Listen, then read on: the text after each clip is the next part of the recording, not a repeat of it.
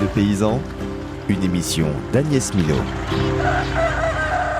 Comment l'agriculture en Sarthe a-t-elle évolué en 10 ans ? Peut-on dire que le métier d'agriculteur est en pleine mutation ?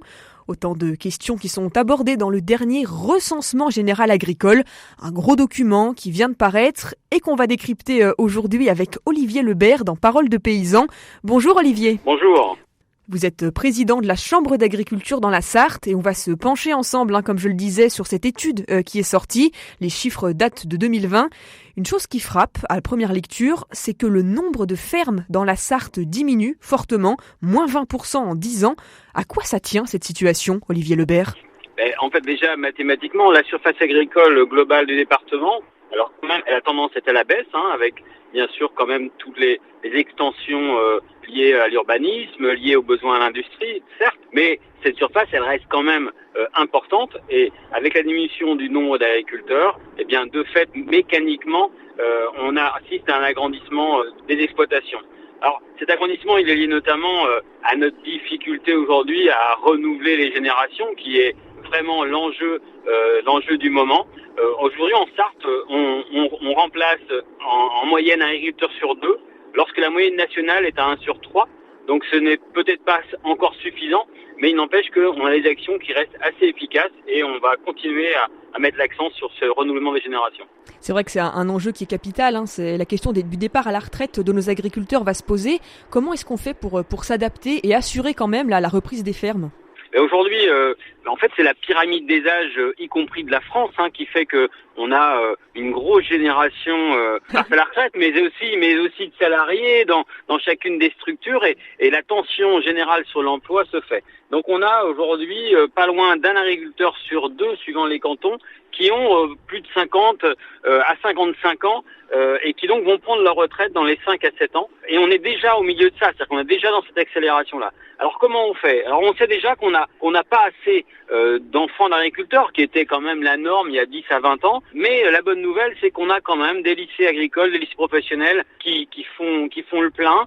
À nous aussi d'aller convaincre ces jeunes générations de devenir agriculteurs demain, peut-être parfois après une phase de salariat. Et puis comment on fait ? C'est aussi dans les nouveaux candidats, on a des jeunes et des moins jeunes qui, des fois en reconversion professionnelle, ont envie de se rapprocher de l'agriculture. À nous aussi de réfléchir, et c'est ce qu'on est en train de faire sur un territoire de l'Huisne sartoise, territoire pilote, sur comment on peut accentuer l'accueil de nouveaux projets, accentuer la transmission et parfois réfléchir à comment transmettre de manière différente les fermes en place aujourd'hui. Bon, j'ai un exemple, par exemple, sur l'est du département où une exploitation laitière, peut-être avec une dimension un peu modeste, eh bien, on a un jeune couple qui va la transformer en transformation laitière, mais Catherine.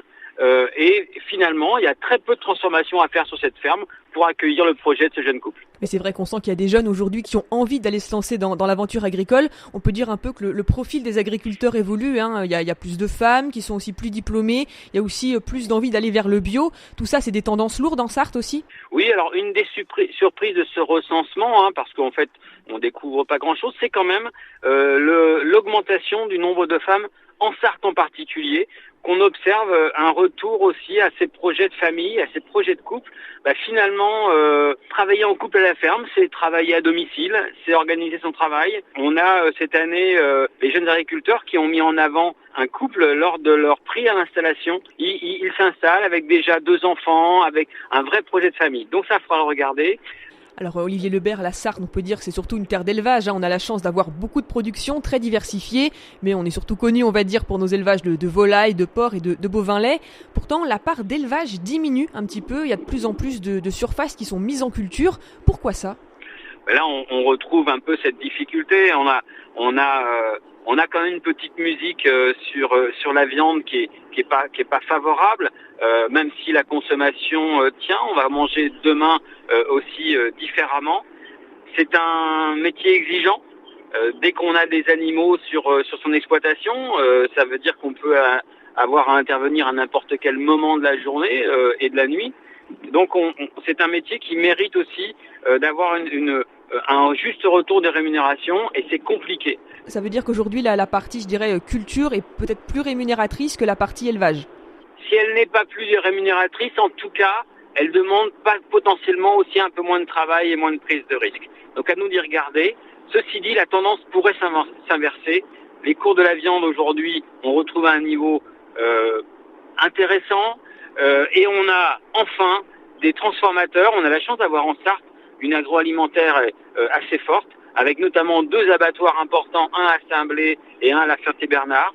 Et j'ai reçu les acheteurs la semaine dernière qui s'inquiétaient de l'approvisionnement de leurs animaux sur le territoire. C'est quelque chose qui est complètement nouveau, c'est quelque chose sur lequel on les a interpellés depuis des années, et cette fois, ils constatent la baisse du nombre d'éleveurs, et ils constatent que pour finalement alimenter leur marché, la demande des grandes surfaces, la demande de la restauration, eh bien ils commencent à avoir de la tension à trouver des animaux.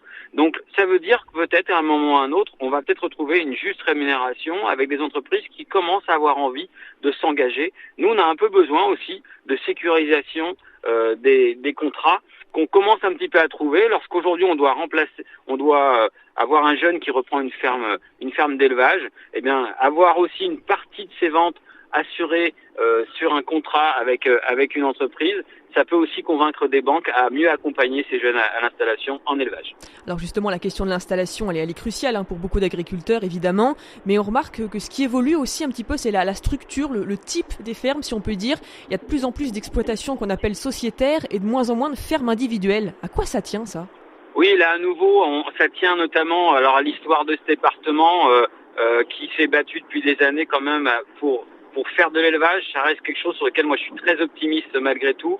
Quand je parle de travail, et bien finalement, lorsqu'on a un atelier volaille, lorsqu'on a un atelier bovin des fois à côté, eh bien une des façons de passer les pics de travaux, voire de pouvoir avoir une vie sociale en dehors de la ferme, eh bien c'est d'être en société, c'est de travailler à plusieurs et pouvoir se relayer.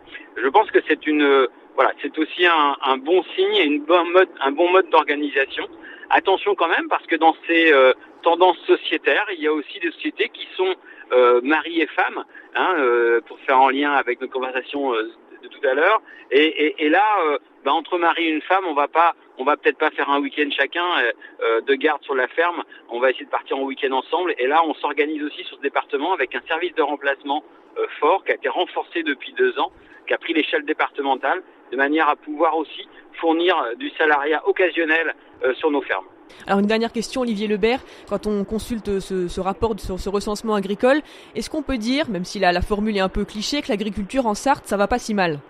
Oh, c'est compliqué encore une fois de le résumer comme ça. On a par moment on a quand même pas mal de tendances compliquées, que ce soit sur des marchés qu'on a du mal à comprendre, que ce soit sur réchauffement climatique. Ceci dit, on a aujourd'hui pas mal de solutions et en chambre d'agriculture, ça fait des années qu'on y travaille. Je pense qu'il y a des sujets sur lesquels on a eu raison d'aller beaucoup plus tôt et beaucoup plus vite, notamment sur cette notion d'autonomie. Et ce qui va pas si mal en Sarthe, c'est notre système polyculture élevage avec finalement aujourd'hui un bon équilibre entre les surfaces en culture. Lorsqu'on a parlé d'agrandissement tout à l'heure, c'était parfois de l'agrandissement sur des fermes d'élevage qui, grâce à ça, avaient de la sécurisation fourragère, avaient un peu de diversification et aussi avaient des fumiers et des lisiers pour amender leur sol. Enfin, je crois qu'on a un équilibre en Sarthe qui permet de nous dire effectivement que on va pouvoir encore faire l'agriculture de manière